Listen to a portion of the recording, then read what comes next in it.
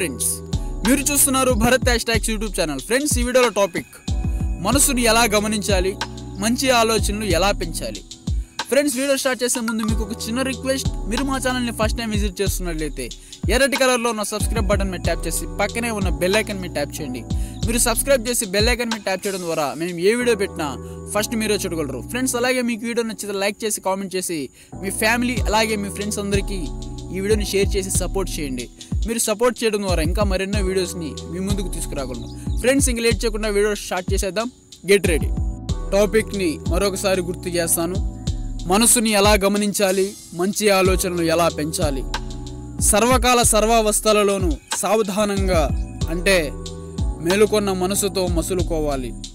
మీరు చేసే ప్రతి పని వెనుక ఉండే నిజమైన ఉద్దేశాలను మీరే ఒక కంట కనిపెట్టండి. మిమ్మల్ని మీరు తీవ్రంగా విమర్శించుకోండి, కానీ ఆశావహ దృక్పథాన్ని వదిలిపెట్టవద్దు. నిర్మాణాత్మకమైన విమర్శలు మీ ఆధ్యాత్మిక పరిణితిని, తపనను పెంచుతాయి. నేను పాపిని అన్న భావన మిమ్మల్ని శాశ్వతమైన పాపులుగా చేస్తుంది. వినాశకరమైన భావనల వల్ల ఆధ్యాత్మిక జీవితం కొండెక్కుతుంది. పనులను పదే పదే చేయడం ద్వారా అలవాటు ఏర్పడుతుంది. కాబట్టి మనం చేసే పనులను మార్చడం ద్వారా అలవాట్లను మార్చుకోవచ్చు. కానీ అలవాటు మన ప్రాథమిక స్వభావం కాదు. మన ప్రాథమిక స్వభావం దివ్యత్వమే. ఇంతకీ విషయం ఏమిటంటే, ఎంత చెడ్డ అలవాటునైనా మానుకొని మంచి మనుషులుగా మారవచ్చు. కానీ అలవాటు ఎంత పాతదైతే దాన్ని మానడం అంత కష్టమవుతుంది. ఎంత ప్రయత్నం చేస్తూ ఉన్నా సరే ఏదైనా దురలవాటు మిమ్మల్ని వీడకపోతే నిరాశపడవద్దు. మన ఉపచేతనావస్థలోని మనస్సును జాగరూకతతో గమనిస్తూ క్రమశిక్షణను చక్కగా పాటిస్తూ ముందుకు సాగుతూ ఉంటే అన్ని రకాల దురలవాట్లు బలహీనపడి చివరకు మాయమవుతాయి. కానీ ప్రయత్నలోపం ఉండకూడదు. ఓర్పు, పట్టుదల అవసరం. సంకల్పం ఉన్న చోట మార్గం ఉంటుంది అని గుర్తుంచుకోండి. ఒక గొలుసు బలం ఆ గొలుసులోని అత్యంత బలహీనమైన కొక్కెం బలం మీద ఆధారపడి ఉంటుంది కదా.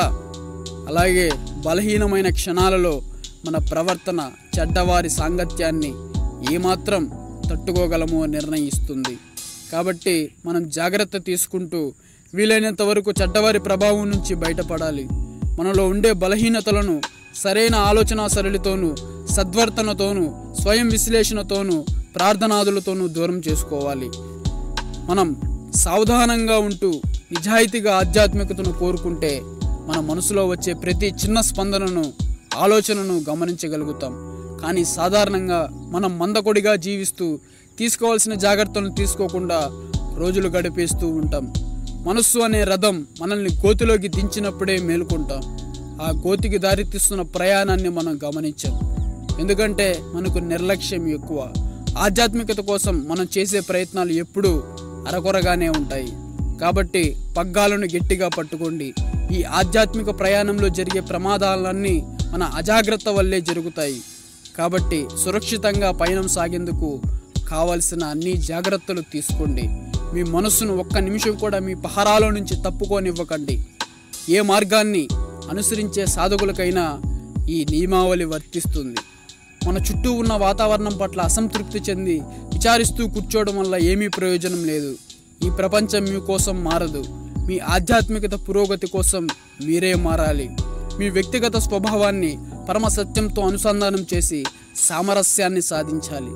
మన సాధనలో భాగంగా భగవంతుని గురించి, ఆయనతో మనకున్న సంబంధాన్ని గురించి ఎక్కువగా ఆలోచించాలి. తక్కిన విషయాలను గురించి ఎక్కువగా ఆలోచించి దిగులు పడకుండా వాటిని మర్చిపోవడానికి ప్రయత్నించాలి. మనలోని దివ్యత్వం, వీటి గురించిన ఆలోచనలే మన మనసులో నిండిపోవాలి. ఇదే అత్యున్నతమైన ఆధ్యాత్మిక స్థాయి అని చెప్పుకోలేం, కానీ అత్యున్నతమైన గమ్యానికి చేరే సోపానంలో మనం చేరుకోవాల్సిన ఒక మెట్టు అని చెప్పవచ్చు. అంతిమంగా మనతో పాటు ఇతరులలోని దివ్యత్వాన్ని గుర్తించి భగవంతుని కోసం, భగవంతుని ద్వారా, భగవంతుని వలన అందరినీ ప్రేమిస్తూ ఇతరులకు కూడా మార్గదర్శకులం కావాలి. చివరిగా ఒక్క మాట. నేను భగవంతుని ధ్యానించడానికి ముందు మనసులోని చెడు ఆలోచనలన్నీ శుభ్రంగా కడిగి వేస్తున్నట్లు, ఆ తర్వాత దైవాన్ని అందులో ప్రతిష్ఠించుకున్నట్లు భావించేవాన్ని శ్రీ రామకృష్ణులు చెబుతూ ఉంటారు. జై హింద్, మీ లోకేష్. నెక్స్ట్ వీడియోలో మళ్ళీ కలుద్దాం.